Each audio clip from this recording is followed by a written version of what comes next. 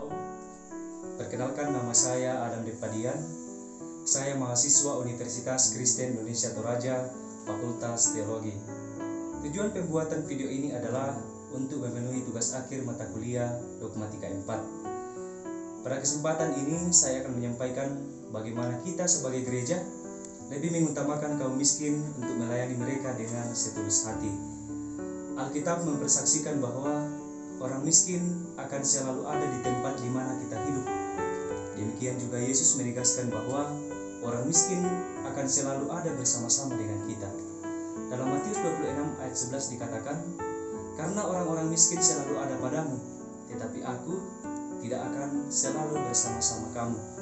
Karena itu yang konkret Yesus tuntut dilakukan gereja adalah dalam Matius 25 ayat 35 sampai 36 yang mengatakan, "Sebab ketika aku lapar, kamu memberi aku makan, ketika aku haus, kamu memberi aku minum, ketika aku seorang asing, kamu memberi aku tumpangan, ketika aku telanjang, kamu memberi aku pakaian, ketika aku sakit, kamu merawat aku, ketika aku dalam penjara, kamu melindungi aku. Aku berkata kepadamu, sesungguhnya segala sesuatu yang kamu lakukan untuk salah seorang dari saudaraku yang paling hina ini, kamu telah melakukannya untuk aku." Semua perintah tersebut merupakan bentuk keberpihakan Yesus bagi orang-orang yang lemah, orang-orang yang miskin, dan orang-orang yang menderita. Melakukan perintah tersebut sesungguhnya adalah tindakan mengasihi Allah. Namun bila tidak dilakukan, maka yang terjadi adalah sebaliknya, yaitu tidak mengasihi Allah. Dalam artian bahwa mengasihi sesama manusia dengan tulus dan ikhlas, kita sudah mengasihi Allah. Keterlibatan gereja mendahulukan pihak yang paling miskin berakar dalam solidaritas Allah yang berjalan satu arah dari Allah kepada manusia dengan alasan kasih. Tindakan Allah dapat dilihat dalam bentuk kasih orang tua yang lebih sering memperhatikan anak yang lemah dibandingkan dengan anak yang kuat.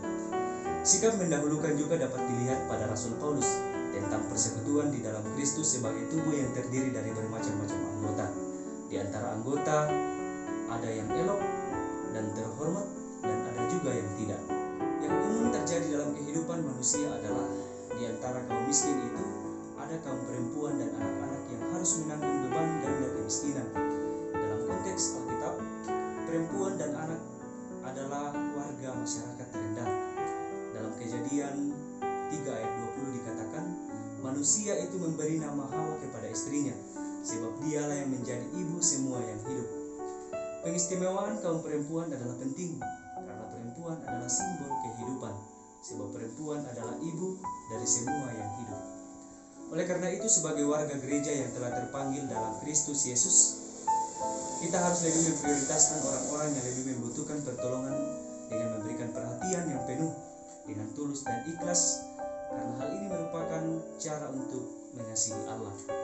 Melayani adalah hal yang diinginkan Tuhan dalam kehidupan kita sebagai umat yang percaya kepada-Nya. Saudara-saudara, marilah kita menjadi pelayan Tuhan yang tulus dan ikhlas dengan cara mengasihi sesama tanpa memandang latar belakang apapun dalam kehidupan setiap manusia. Lakukanlah apa yang terbaik untuk Tuhan. Kita percaya Roh Kudus Tuhan selalu memampukan kita. Amin. Demikianlah yang dapat saya sampaikan. Semoga video ini dapat bermanfaat dalam kehidupan kita. Sekian dan